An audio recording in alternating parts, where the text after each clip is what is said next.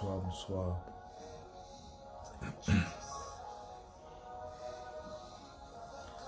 Bonsoir. Nous allons débuter dans quelques instants.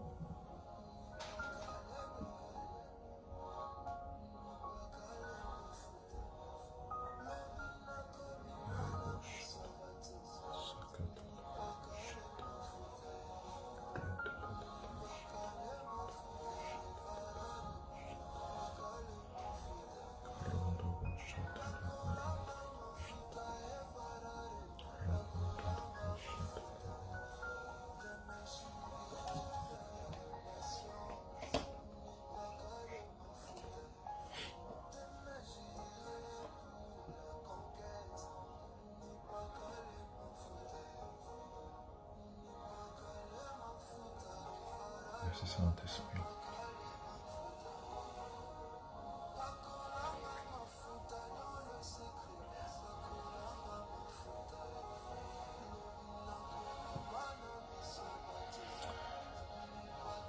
Merci Saint-Esprit.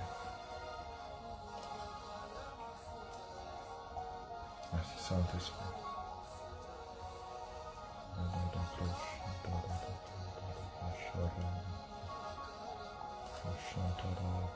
Merci Saint-Esprit.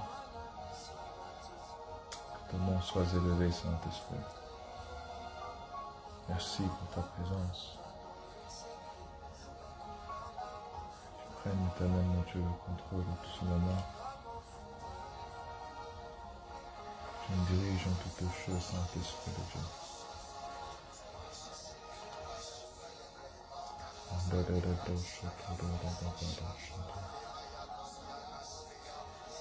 Merci Saint-Esprit.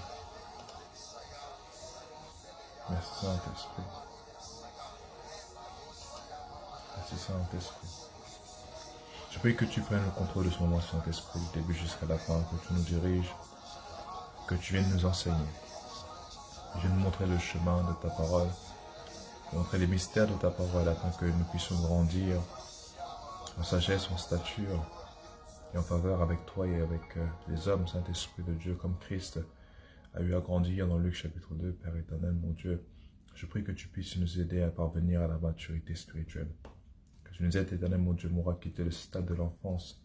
Le stade de l'enfant pour pouvoir entrer, Père, dans le stade de la maturité spirituelle. Ce stade-là, d'homme fait, comme ta parole nous le recommande, éternel, mon Dieu. Ainsi, je prie dans le nom tout-puissant de Jésus que ma chair puisse se taire et que mon être entier puisse disparaître afin que toi seul sois vu, entendu. Esprit de Dieu, que ton nom seul soit élevé, glorifié et que Jésus soit exalté et soit magnifié ce soir. Merci Saint-Esprit de Dieu que tu viennes présider ce moment, que tu viennes nous diriger, Père éternel, mon Dieu. Je prie que ce moment soit sanctifié dans ton sang et couvert et protégé, Père. Je prie que tes anges, Père, tes anges éternels, mon Dieu, prennent leur place dans le nom de Jésus. Je te loue et te magnifie dans le nom tout-puissant de Jésus. Amen. Amen. Nous allons débuter et les autres reprendront par la suite en rediffusion. Nous avons débuté la semaine dernière, nous avons continué la semaine dernière sur le disciple-là, son importance et les coûts. Donc la semaine dernière, nous avons pris le temps d'expliquer et de voir ensemble l'importance et le besoin de la maturité spirituelle. Nous avons donc vu 5 points que nous avons étalés, expliqués. Donc là maintenant nous allons voir le prix d'être un véritable disciple. Être un véritable disciple vient avec un prix. Marcher avec Christ, suivre Christ, porter notre croix n'est pas une chose simple. Le Seigneur ne nous a pas promis une vie toute douce ou tout rose. Il a même lui-même dit dans sa parole que dans ce monde nous aurons plusieurs troubles, mais que nous devons garder notre calme parce qu'il a vaincu le monde. Toute véritable chose qui a de la valeur ne vient pas facilement et ne vient pas gratuitement. Ainsi, il y a un prix un prix élevé pour être un véritable disciple. On l'a vu de façon précédemment et même dans le chapitre, je vais l'appeler comme ça, précédent, sur qu'est-ce que c'est le disciple-là. Nous avons vu que la Bible requiert plusieurs éléments, 3 éléments principaux pour devenir un véritable disciple. Et on a vu ensemble que premièrement, il faut se renier à soi-même, ce qui implique déjà en soi pas mal de choses à mettre en place et pas mal de choses à renoncer. Porter notre croix. Dans le temps système romain, dans le temps de Jésus, avait utilisé un système de peine, un système de punition, de jugement élevé, qui était la crucifixion. Et la crucifixion était une mort lente, extrêmement douloureuse. Et c'est une mort causée par une très forte intensité de douleur. On n'aura pas vraiment le temps d'aller afin d'étaler et expliquer en soi cet instrument de torture appelé la crucifixion. Mais la crucifixion en soi donc est la deuxième étape que requiert du coup la marche avec Christ. Et la dernière étape, c'est de le suivre. De le suivre, de le suivre. Il ne suffit pas de renier à soi-même, il ne suffit pas de porter notre croix, il faut également le suivre. Ce qui veut dire que la croix, qui a son poids en soi, est une tâche quotidienne. Le renoncement est une tâche quotidienne. La crucifixion de notre soi est une tâche quotidienne. Il faut donc désormais voir que lorsque le Seigneur demande à ce que nous puissions marcher, le suivre et marcher en tant que disciple, il a dit si toute personne qui souhaite me suivre, qu'il prenne sa croix. Qu'il prenne sa croix. Même la mort de Christ n'était pas quelque chose de gratuit. Même le salut n'est pas quelque chose de gratuit. Certes, le salut est gratuit pour ceux qui doivent accepter le Seigneur, mais pour que le salut soit disponible pour un grand monde, cela a coûté un prix extrêmement élevé. Cela a nécessité la mort de la plus haute divinité qui existe. Dieu lui-même a dû venir sur la terre pour verser son sang, afin qu'un plus grand nombre puisse être sauvé, puisse avoir la possibilité d'entrer dans le royaume de Dieu, d'être restauré auprès de Dieu, dans cette relation intime avec Dieu. Mais cela a coûté un prix très élevé. Le salut est gratuit pour ceux qui doivent l'accepter, ceux qui doivent s'y donner. Mais pour que cela soit disponible, cela a coûté un prix élevé. Ainsi, de la même manière, marcher avec Christ ne va pas être facile. Comme je dis, se renier à soi-même n'est pas... On le dit, je me renie à moi-même, mais qu'est-ce que cela implique? Qu'est-ce que cela implique? Parce que vous pouvez d'abord noter ceci, cela implique la mort à soi. La mort de soi. La mort de tout ce que tu as eu à connaître jusque maintenant. La mort de ta volonté, la mort de ton ego, la mort de tes priorités, la mort de toutes ces choses. De ton toi, la mort du jeu. Pour nous soumettre désormais à cette autorité suprême qui est notre Père, qui est également notre Mère, qui est également notre Créateur, notre source, et lui dire, pas ma volonté, mais que ta volonté soit faite. On a des désirs, mais on choisit de mettre ces désirs-là de côté afin d'accomplir les désirs de ce Dieu, de notre Dieu. La mort de soi. Le prix pour être un véritable disciple, c'est de mettre de côté tout ce qu'on connaît, tout ce qu'on a connu. Cela nécessite la mort de soi. Est-ce qu'on peut prendre le livre de Luc chapitre 14, verset 17? verset 27, Luc 14, 27.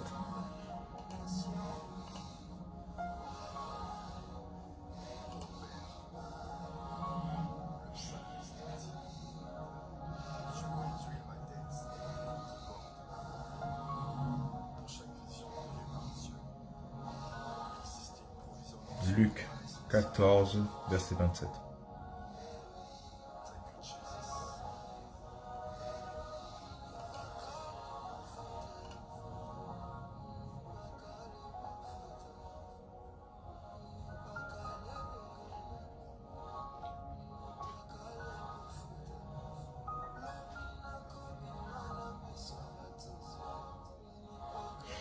On va lire du coup du verset 27 au verset 33.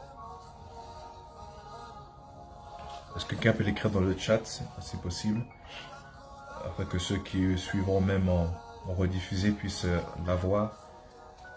Donc Luc 14 à partir du verset 27 au verset 33. J'ai la parole de Dieu. En effet, si l'un de vous, ou plutôt le 27, celui qui ne porte pas sa croix, celui qui ne porte pas sa croix et ne me suit pas, ne peut être mon disciple. On va commencer à partir du verset 26. Verset 26. On va commencer à partir, parce que là, c'est à partir de là qu'il commence son discours. Cette partie-là, en fait, est intitulée dans la Bible, donc Louis II, les conditions pour être disciple. Donc le Seigneur nous étale tous les prérequis nécessaires, ce qu'il attend, afin d'être ce qu'il définit, les paramètres pour être un véritable disciple selon lui. Donc Luc chapitre 14 à partir du verset 26. Si quelqu'un vient à moi sans me préférer à son père, sa mère, sa femme, je vais ajouter son mari, ses enfants, ses frères et ses sœurs, et même à sa propre vie, il ne peut être mon disciple. Comme je dis, là nous sommes sur le prix. Le prix pour être un véritable disciple. Parce que les gens disent, ouais, je vais être un disciple de Christ, mais connais-tu le prix? Les personnes qui s'engagent dedans sans même connaître ce que cela va leur demander. Et lorsque maintenant, les exigences pour le prix viennent à leur porte, lorsque les sacrifices sont demandés, plusieurs en fait disparaissent. J'aurais juste simplement répété le verset 26. Si quelqu'un vient à moi sans me préférer à son père, sa mère, sa femme, ses enfants, ses frères et ses sœurs, et même à sa propre vie, il ne peut pas être mon disciple. Donc ça c'est la première partie. Ensuite, verset 27. Celui qui ne porte pas sa croix et ne me suit pas ne peut pas être mon disciple. Verset 28. En effet, si l'un de vous veut construire une tour, il s'assied d'abord pour calculer la dépense et voir s'il a de quoi la terminer. Autrement, si après avoir posé les fondations, il ne peut pas la terminer, tous ceux qui le verront, se mettront à se moquer de lui, en disant, cet homme a commencé à construire et il n'a pas pu finir. De même, si un roi part en guerre contre un autre roi, il s'assied d'abord pour examiner s'il peut, avec 10 000 hommes, affronter celui qui vient l'attaquer avec 20 000. Si ce n'est pas le cas, alors que l'autre roi est encore loin, il lui envoie une ambassade pour demander la paix. Ainsi, aucun de vous, à moins de renoncer à tout ce qu'il possède, ne peut être mon disciple.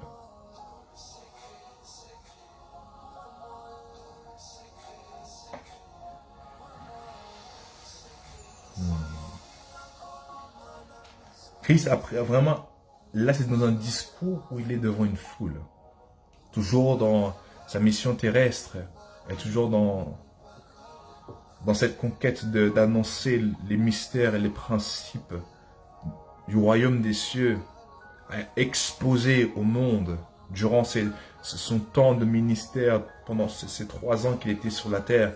à exposer au monde la volonté de Dieu, à exposer au monde les désirs de Dieu, à exposer au monde le caractère, la nature de Dieu, à exposer au monde ce que Dieu attend, ce qui nous sommes réellement. Il a également dit au monde, voilà, pour pouvoir me suivre et marcher avec moi, et de marcher dans cette dimension que je vous expose, afin de bénéficier de cet héritage, voici ce qui est demandé. Parce que rien de ce qui a de la valeur ne vient sans un prix. Tout ce qui a de la valeur a un prix. Tout ce qui a de la valeur a un prix, et un prix parfois très élevé. De la même manière, l'or ne devient pas l'or comme ça du jour au lendemain. De la même manière, pour devenir un véritable disciple, pour être mature spirituellement, ne vient pas facilement. Cela vient avec un prix. Et le premier prix, les premiers prix à payer, c'est le renoncement de soi, porter sa croix et ensuite le suivre. Le suivre implique que tu mets de côté ce que tu penses être bon pour toi. Tu mets de côté tes propres projets, plans, ton agenda, afin de suivre la directive, suivre le signal là où il va aller. Même lorsqu'il va aller dans des endroits où toi tu penses, où toi tu n'aimes pas être, tu le suis. Parce que la Bible me dit dans Matthieu chapitre 4, que lorsque le Seigneur, après avoir été baptisé, il fut emmené par l'Esprit dans le désert. La Bible me dit également que lorsque Dieu dit que lorsque nous marcherons par le feu, il ne va pas nous retirer du feu. Il va être avec nous dans le feu. Et le feu ne nous consumera pas.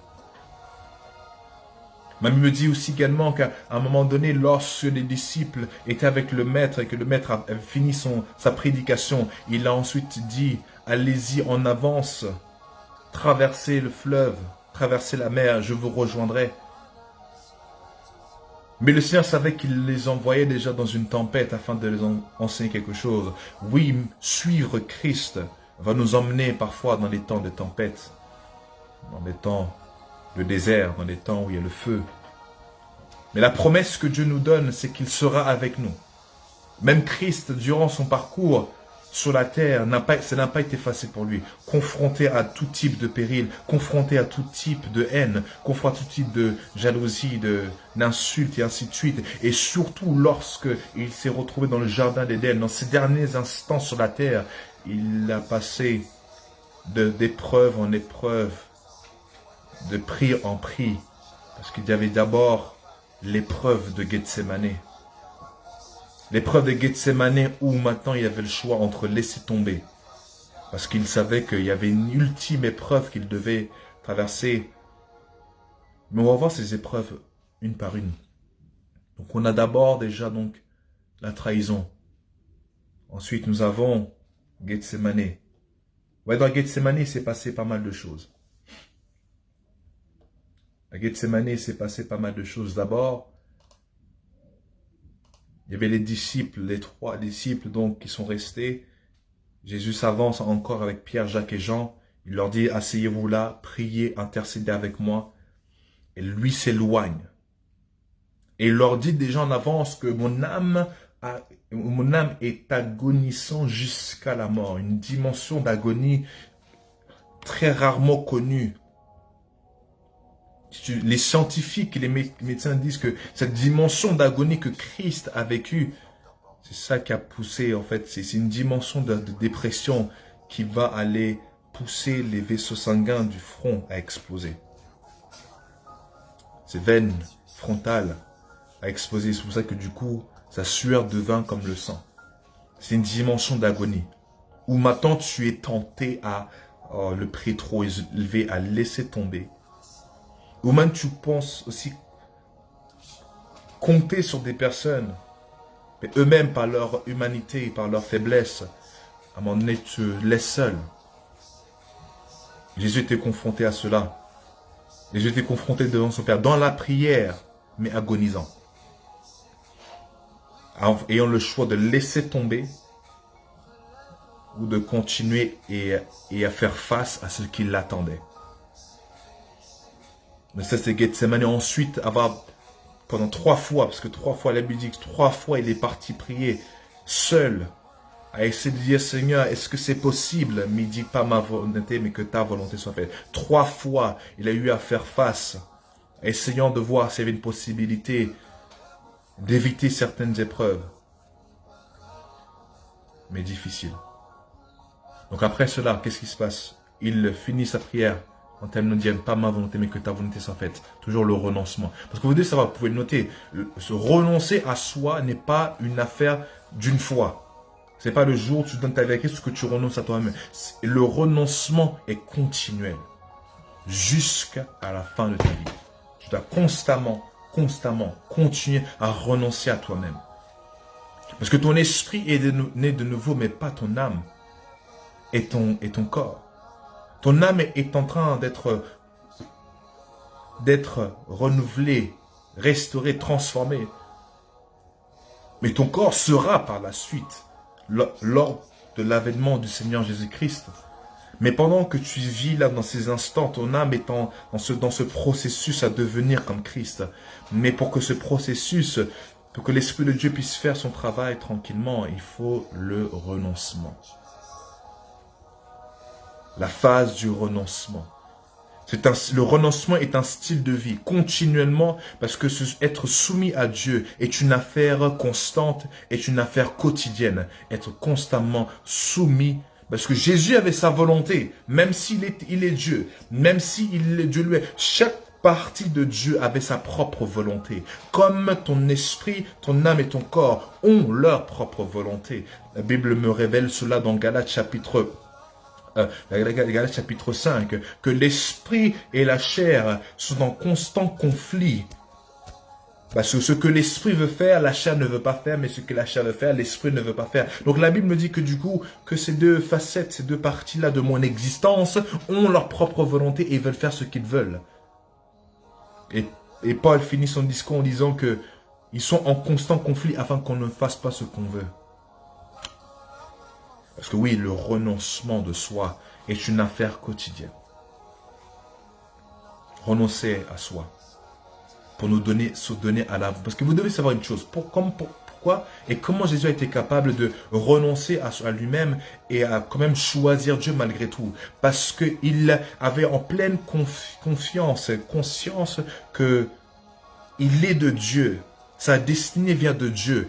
Tout ce qu'il est, il dépend de Dieu. Toute son existence dépend de Dieu le Père. Toute son existence dépend de ce que le Père dit. Parce que lui m'a dit, l'homme ne vivra pas de pain seul, mais de toute parole qui sort de la bouche de Dieu. Ce qui me laisse dire que mon existence a un but, mon existence a du sens lorsque je suis connecté à la source. Mais tant que mais pour être connecté à la source, il faut que je renonce à ma volonté pour me plier à la volonté.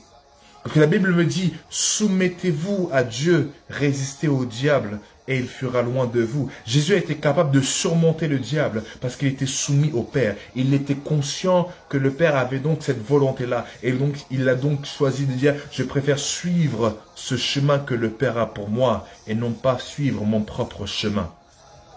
Le renoncement de soi. Et Jésus l'a montré toute sa vie. Il l'a montré, il a dit que si je suis votre enseignant, je suis votre maître. Donc faites ce que j'ai fait. Donc la vie que Jésus a menée était une vie de renoncement. Même depuis son enfance, à l'âge de 12 ans, lorsqu'il se retrouve dans le temple et alors que ses parents le cherchent pendant 3 jours, il leur dit, ne savez-vous pas que je dois m'occuper des affaires de mon père? Et la Bible continue à dire dans Luc chapitre 2. Par la suite de cette phrase qu'il a sortie, la Bible dit, et Jésus suivit ses parents et il se soumit à eux. Oh mon Dieu, la soumission. Le renoncement implique la soumission parce que quand tu te soumets à la volonté de Dieu, Seigneur, pas ma volonté mais que ta volonté soit faite, en fait tu fais mourir une partie de toi afin qu'une autre partie puisse vivre. Comme Paul le dit, ce n'est plus moi qui vis. C'est Christ qui vit au travers de moi. Ce n'est plus ma pensée, ce n'est plus mes désirs, ce n'est plus ma volonté qui vive, ce n'est plus mes émotions qui vivent, ce n'est plus mon intellect qui vit, mais c'est Christ. Parce que la Bible dit que tu aimeras ton Dieu de tout ton cœur, de toute ton âme et de toutes tes forces. Ces trois éléments doivent exister afin que ton amour pour Dieu soit légitime. Parce que laissez-moi vous dire, le monde spirituel va catégoriser ton amour pour Dieu illégitime si elle ne voit pas ces trois éléments dont j'ai cité. Aimer Dieu de tout son cœur, de toute son âme et de toutes ses forces. Ce qui veut dire que si tu n'es pas prêt à tout pour Dieu, il y a un problème quelque part. Le renoncement de soi.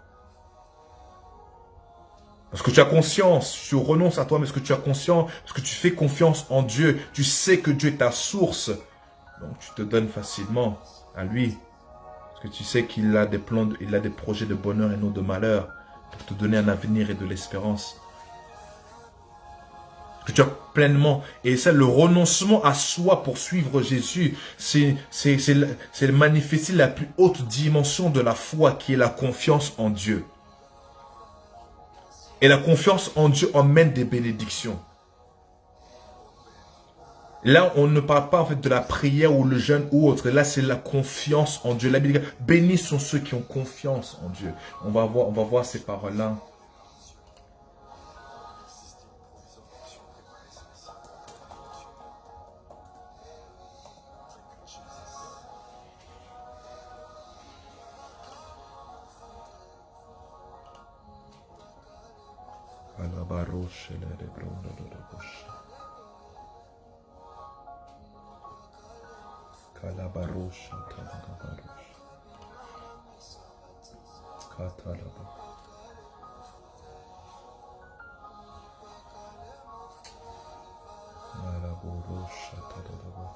Est-ce qu'on peut prendre le psaume 37? On va prendre le livre de psaume 37, on va voir. La véritable marche de la foi, c'est une marche où on a pleinement confiance en Dieu. Mais même la pleine confiance en Dieu ne vient pas facilement. Cela nécessite le renoncement à soi. Psaume chapitre 37.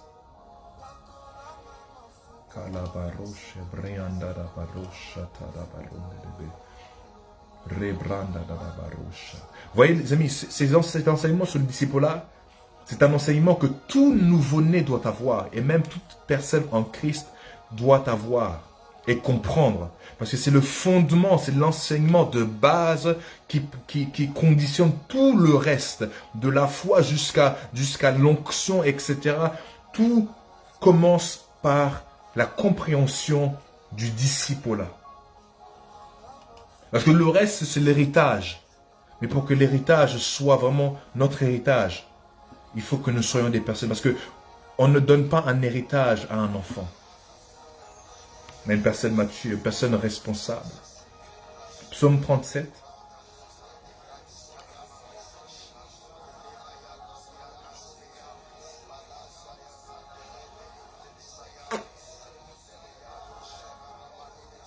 Psaume 37.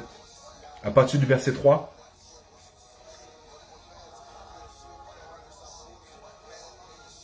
À partir du verset 3. Confie-toi en l'Éternel et fais le bien.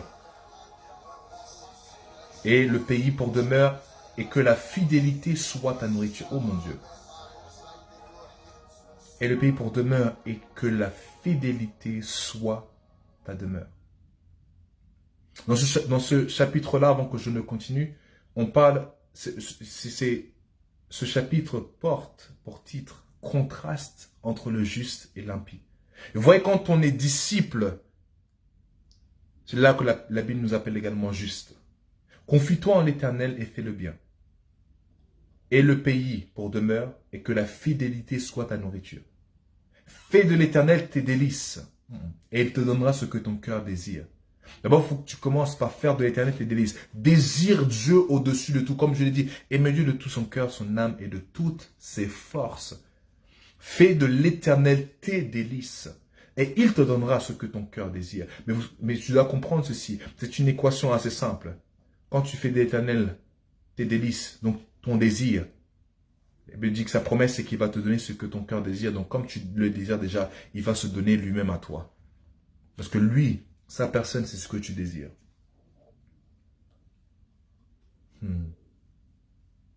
Verset 6. Non, verset 5. Recommande ton sort à l'Éternel. J'ai besoin d'une autre version. Mettez-moi, j'ai besoin d'une autre version.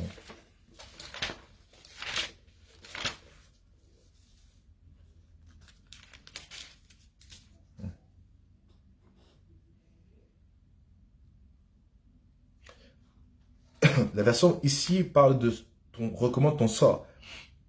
La version amplifiée parle de recommande ton chemin à l'Éternel. Recommande ton chemin à l'Éternel. Mets ta confiance en lui et il agira. Pour que Dieu agisse, il faut faire une chose. Lui recommander notre vie, notre chemin. Également lui faire confiance et mettre notre confiance en lui. Pas simplement tu le recommandes, ton sort, mais après voilà, tu commences à tellement être en péril, tu reprends maintenant tout ce que tu ne le fais pas. Vous devez savoir une chose. Lorsqu'on commence à entrer dans une phase où on s'inquiète beaucoup, malgré qu'on ait prié, Seigneur, on te met, c'est un signe qu'on n'a pas pleinement confiance en Dieu. Les amis, parfois, parce que la Bible dit, or sans la foi, nul ne peut plaire à Dieu. Et je vous ai dit que la plus haute dimension de la foi, c'est la confiance en Dieu. Ainsi, c'est pour dire que lorsque maintenant nous commençons à être inquiets, à dire non, enfin, et à ne plus avoir confiance en Dieu, et à commencer à vouloir faire les choses par nos propres moyens, on est en train de dire à Dieu, on n'a pas foi en toi, on ne te fait pas confiance, et c'est alors que la Bible dit qu'on ne peut pas plaire à Dieu, et Dieu n'agira pas. Et après, on a l'audace de dire, Seigneur, pourquoi tu n'agis pas? J'ai prié, mais Dieu va te dire, tu as prié d'abord, tu m'as donné, mais ensuite tu as repris et tu m'as fait comprendre que tu n'as pas confiance en moi. Et ma parole dit que si tu ne mets pas ta confiance en moi, je ne peux pas agir. Et tu ne peux pas me plaire. Et tu ne peux pas recevoir la récompense. La parole de Dieu est un livre qui regorge les principes de Dieu afin de bénéficier de l'héritage que Dieu a pour nous, afin de bénéficier de la plénitude de Dieu. Mais pour bénéficier, il y a des choses à suivre. L'une de ces principes-là, c'est là. Recommande ton chemin à l'Éternel, mets ta confiance en lui et il agira.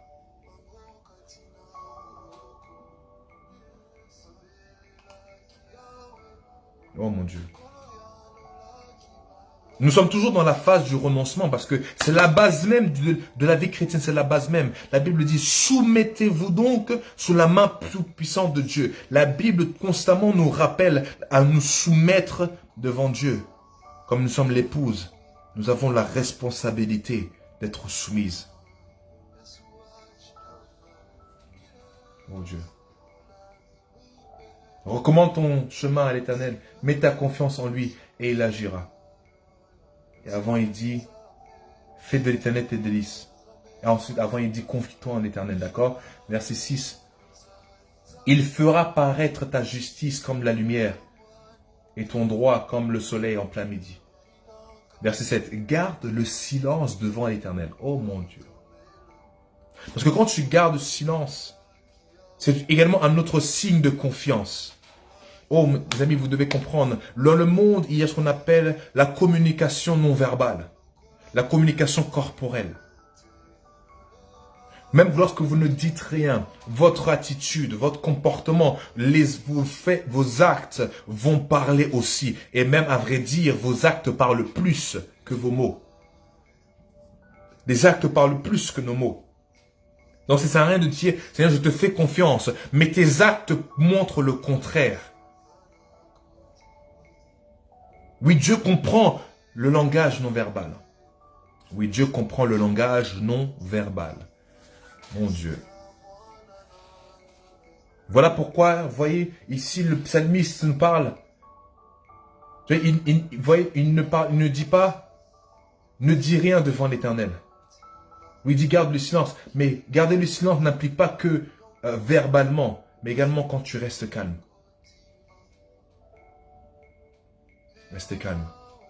Devant les, vous voyez, gardez Seigneur devant l'Éternel. Parce que votre position, c'est devant Dieu. Nous sommes constamment devant la face de Dieu. Constamment, Dieu a son regard sur nous, à nous regarder.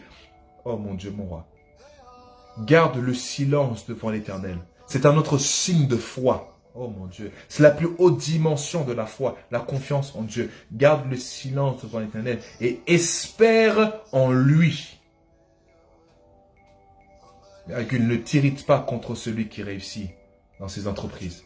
Contre l'homme qui réalise ses méchants projets. Laisse la colère, abandonne la fureur, ne t'irrite pas. Ce sera mal faire.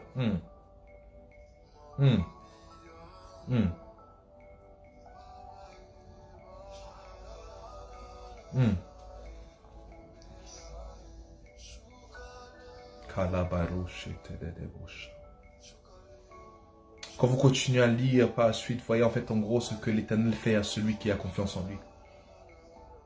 Et l'une des choses, on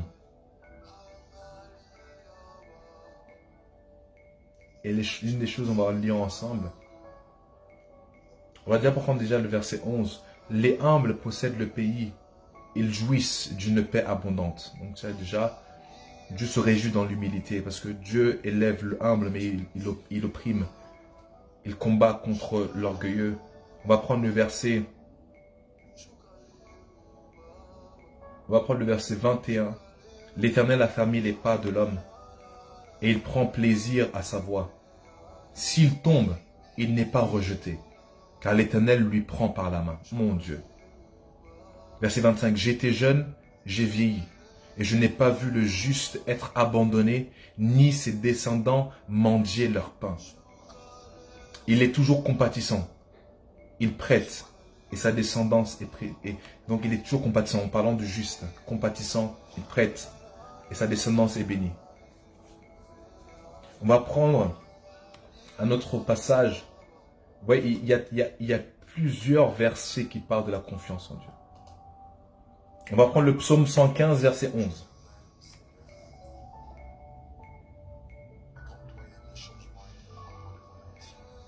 Psaume 115, verset 11.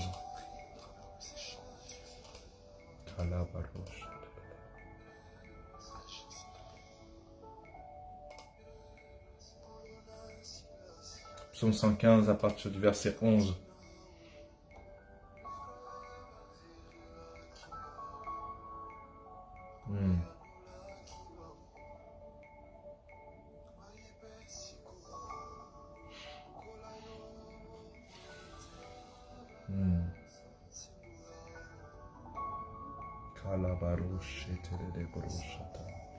On va lire le verset 3. J'aime beaucoup.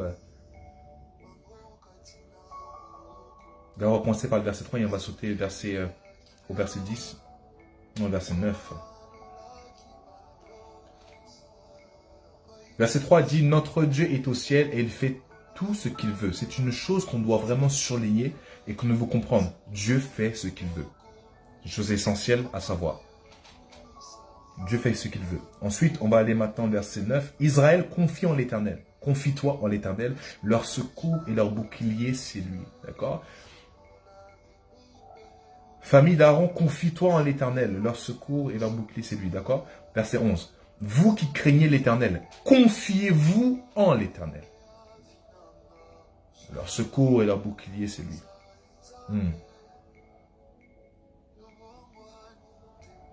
Vous qui craignez l'Éternel, confiez-vous en l'Éternel. D'accord. On va prendre Psaume. On va plutôt prendre Proverbe chapitre 3, verset 5. Proverbe 3, verset 5. Proverbe chapitre 3, verset 5.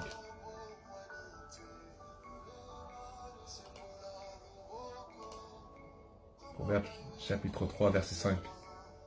Confie-toi en l'Éternel de tout ton cœur. Mon Dieu. Confie-toi en l'Éternel de tout ton cœur et ne t'appuie pas sur ton intelligence. Verset 6. Reconnais-le dans toutes tes voies et il rendra tes sentiers droits.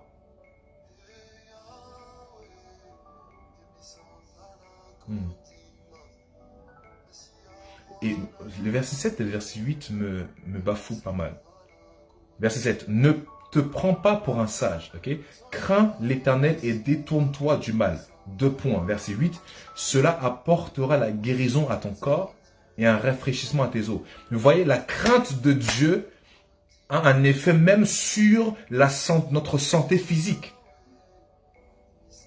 Là, ce n'est pas moi qui invente quelque chose. La Bible le dit. Cela apportera la guérison à ton corps et un rafraîchissement à tes os. La crainte de Dieu, mettre sa confiance en Dieu a un effet même sur notre santé physique. Mon Dieu.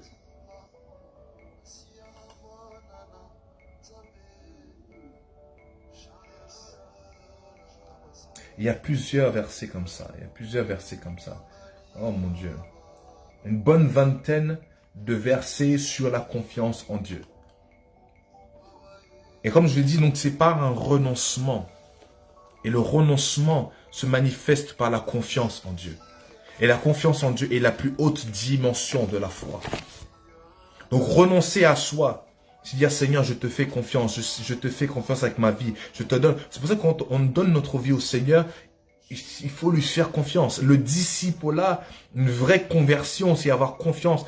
Et c'est oui, il y aura des moments où on n'aura pas entièrement confiance en Dieu. Et parfois, il faut le reconnaître. Il est important de reconnaître qu'on n'a pas entièrement confiance en Dieu. C'est à partir de là qu'il faut nous arrêter, faire une introspection. En quel domaine je n'ai pas confiance en Dieu? Pourquoi je n'ai pas entièrement confiance en Dieu? Et c'est parce qu'il est important de le reconnaître. Parce que vouloir continuer à dire j'ai confiance en Dieu, alors qu'en réalité on n'a pas entièrement confiance en Dieu, va créer un lassement spirituel, va créer à ce moment donné on tombe, qu'on se fatigue. Pourquoi? Parce que le Seigneur, ce que Dieu demande n'est pas une foi aveugle, mais elle demande une foi consciente et sincère. Parce que le Seigneur recherche les véritables adorateurs qui l'adoreront en esprit et en vérité. En vérité également donc avec sincérité. Oui, il faut avoir la foi en Dieu, mais sois conscient. Dis-toi, oui, je n'ai pas entièrement confiance en Dieu. Seigneur, aide-moi à avoir entièrement confiance en toi. C'est ça, avoir une intimité avec Dieu. C'est ça, marcher avec Dieu. C'est ça, renoncer à soi-même. C'est être aussi vrai à soi. Amen. Le renoncement de soi. Renoncement de soi pour faire entièrement confiance en Dieu. Porter sa croix. La croix va être manifestée par une tâche et même la destinée. La destinée qu'on porte peut être une croix. Ce que Dieu nous a placé sur nous. Parce que la croix était la destinée de Christ. Mon Dieu. Sur la terre, sa destinée, c'était d'aller jusqu'à la croix. D'aller jusqu'à la croix. D'aller jusqu'à la croix. Donc, lorsqu'il portait la croix, c'était donc sa destinée qu'il portait. Le summum même de sa destinée. Ce pourquoi il est venu sur la terre. Le prix ultime à payer afin qu'il ait le salut de tous. C'était la croix. La croix donc va représenter notre destinée.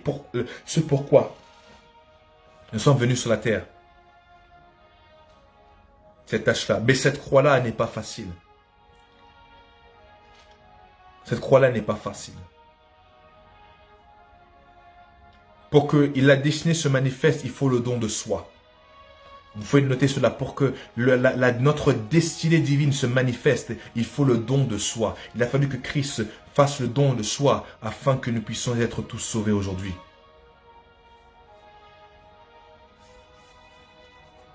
La croix implique le don de soi. Pour qu'il y ait le salut de plusieurs. La croix implique le don de soi. Pour qu'il y ait le salut de plusieurs. Ensuite, par la suite, nous avons donc suivre Christ. Là, je parle du prix du disciple-là. J'ai pris les 3 parties, les 3 éléments qu'on voit dans... on a vu, je vais vous donner les versets.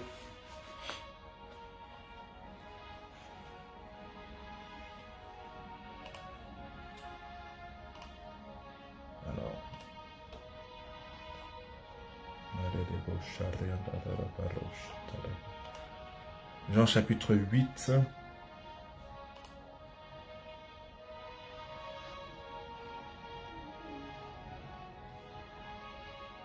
Jean 8, 31.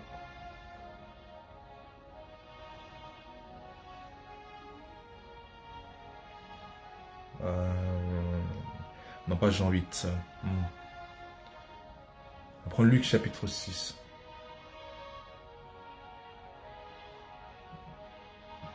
Luc chapitre 6, verset 40. Pas que je me trompe.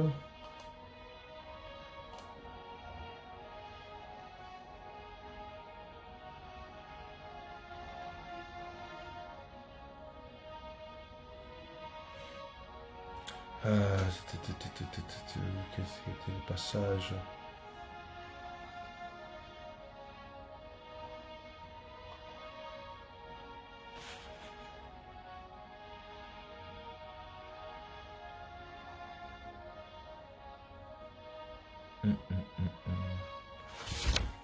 Permettez-moi de retrouver juste le passage de base.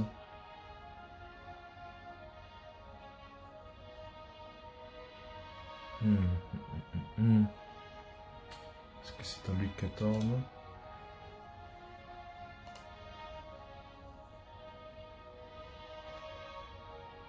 Alors, hop, Luc 14.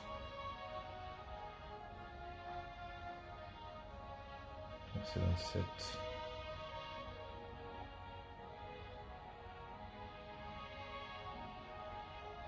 Ok, je ne suis pas déjà Luc 14, verset 27, mais un autre passage que je cherche.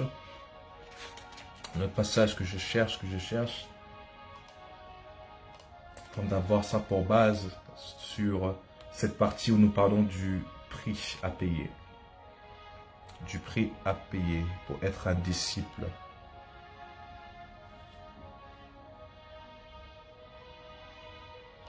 Hop.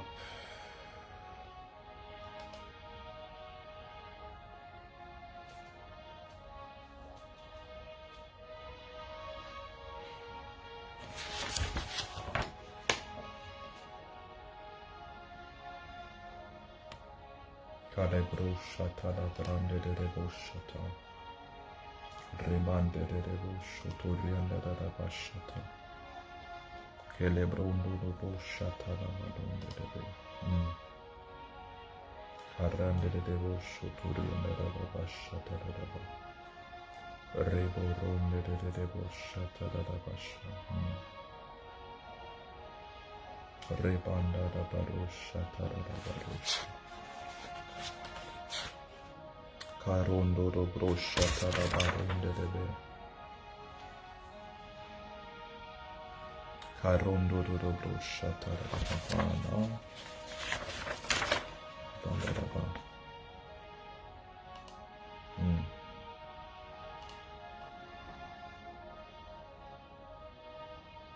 Da barosho torianda da basha. Alors Luc 14.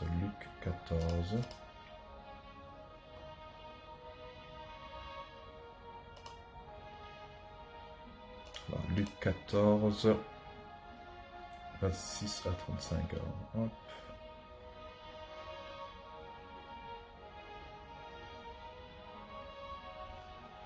On a vu ça en Luc 14 ensemble, on l'a vu. Je cherche un passage particulier.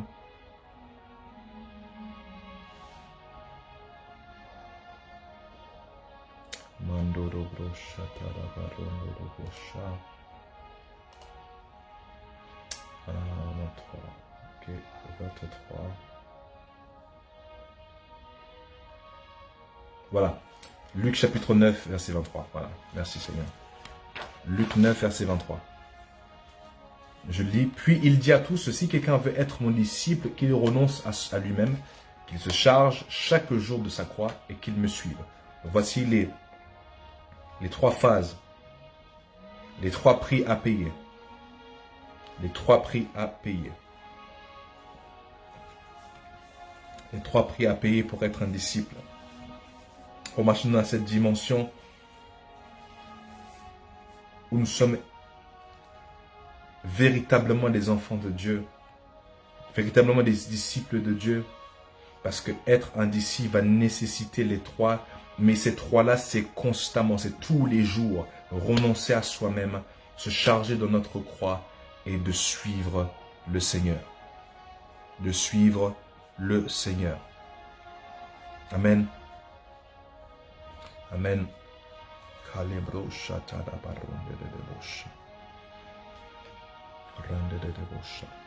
pouvez noter aussi, du coup, il y a 4 points que j'aimerais qu'on puisse noter.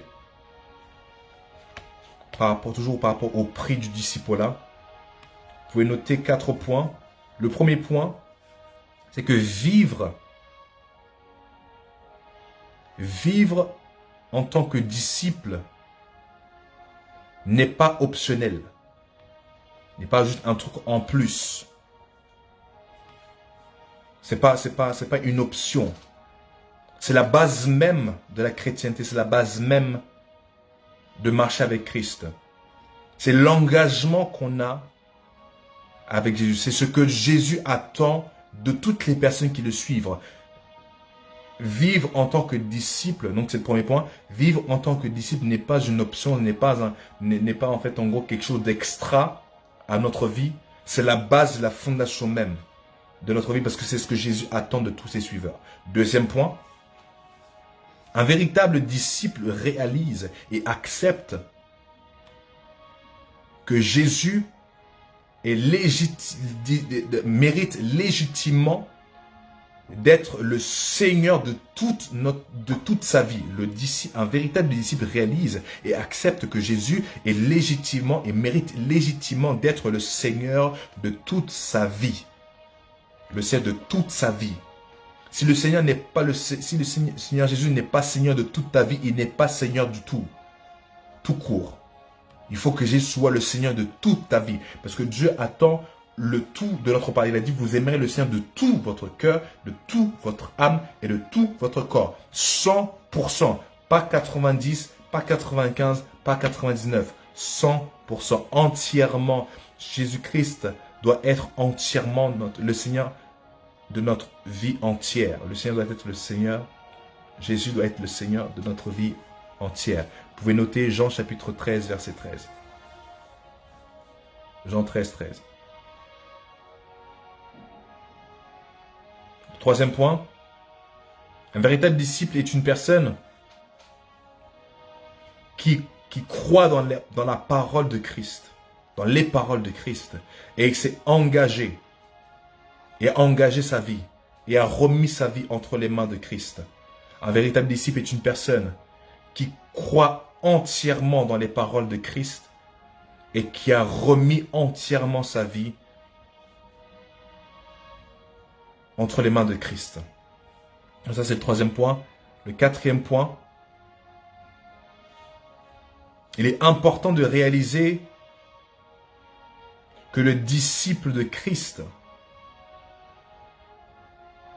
ne doit pas être à moitié, avoir un cœur moitié-moitié. Comme tout à l'heure on l'a dit que ça demande, le disciple-là demande l'entièreté de soi. Donc un disciple, un véritable disciple de Christ réalise qu'il ne peut pas mener une vie médiocre et qu'il ne doit pas être médiocre en quoi que ce soit qu'il fait. Parce que la Bible déclare que tout ce que vos mains trouvent à faire, faites-le bien, comme pour le Seigneur. Ça, c'est dans le livre de Colossiens. Le disciple doit marcher dans la mentalité d'excellence. Vivre comme il a vécu. Vivre selon les principes du royaume. Un véritable disciple de Christ n'est pas médiocre dans ce qu'il fait. Il marche dans l'excellence et il marche selon les principes du royaume de Dieu.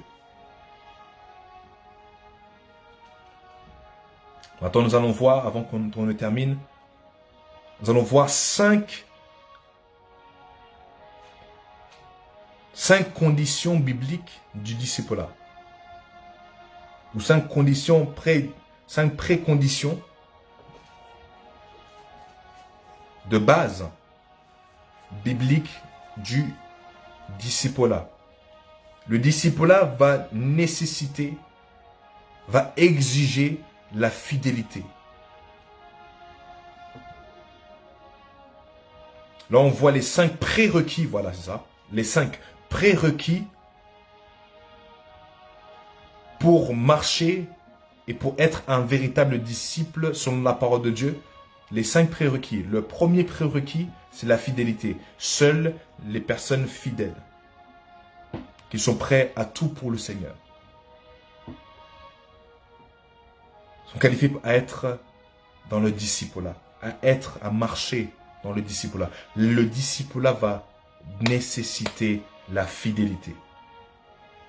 Donc le premier prérequis, c'est la fidélité. Deuxième prérequis, le deuxième prérequis pour être un disciple ou de marcher selon le disciple de Christ, et de marcher en tant que disciple de Christ, c'est d'aimer Jésus et de le mettre en première place dans toutes choses de notre vie.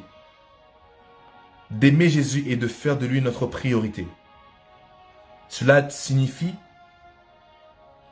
de vivre selon sa volonté, de vivre dans l'obéissance. Aimer Jésus. Parce que Jésus a dit que si vous m'aimez, gardez mes commandements. Donc aimer Jésus va impliquer l'obéissance.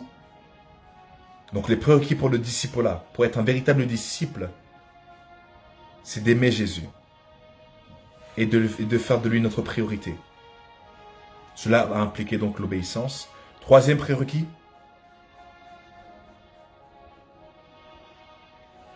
Troisième prérequis, c'est cette volonté intentionnelle de nous sacrifier. Nous sacrifier pour la cause de Christ, nous sacrifier pour le Seigneur.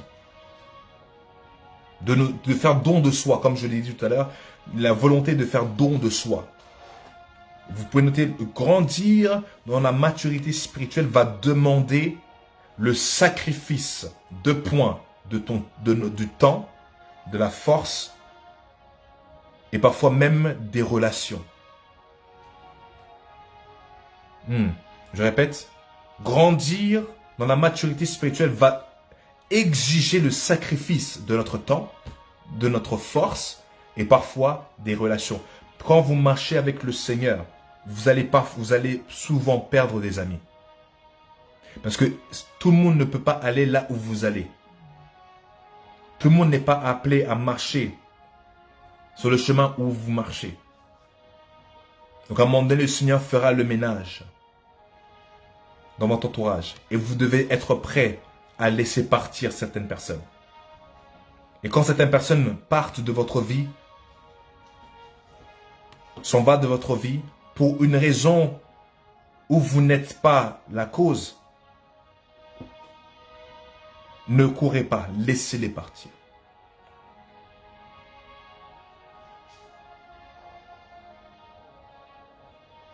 Parce que vous devez savoir que le disciple-là est une école, c'est l'école du Saint-Esprit. Lorsqu'on devient disciple, nous sommes à l'école du Saint-Esprit. Et cette école-là est une école qui n'est pas facile. C'est une école où le Seigneur va commencer à faire le ménage, nous façonner. Pour comprendre le disciple-là et comprendre cet aspect-là, cet aspect scolaire du disciple-là, et que le fait que je dise que le Saint-Esprit, nous sommes à l'école du Saint-Esprit, c'est quand on prend le livre de Jérémie chapitre 18, lorsque Dieu parle maintenant du potier et l'argile, le façonnement, le brisement de Dieu. Amen. Vous pouvez noter Philippiens chapitre 2 verset 13, à cause du temps, vous pouvez le noter. Philippiens 2 verset 13, 2 Corinthiens chapitre 9 verset 8, Philippiens chapitre 2 verset 13, 2 Corinthiens chapitre 9 verset 8, et enfin 1 Thessaloniciens chapitre 5 verset 23 à 24. 1 Thessaloniciens chapitre 5 verset 23 à 24. Le quatrième et avant-dernier point, avant-dernier prérequis, le quatrième prérequis pour le disciple-là, pour l'école du Saint-Esprit, pour marcher avec le Seigneur, il faut avoir une faim spirituelle. Cela implique avoir un véritable désir de grandir spirituellement et être utilisé par Dieu. Ce désir de grandir spirituellement et cette volonté d'être utilisé par Dieu. Quatrième prérequis, une fin spirituelle. Et dernier prérequis, pour être un disciple de Christ, il faut avoir une attitude enseignable. Avoir une attitude enseignable ou avoir un esprit enseignable. Cela implique donc avoir cette volonté de nous soumettre à l'autorité de la parole de Dieu et aux dirigeants spirituels que Dieu a placés au-dessus de nous. Avoir un esprit enseignable, avoir une attitude enseignable. Ça implique donc l'humilité. Amen.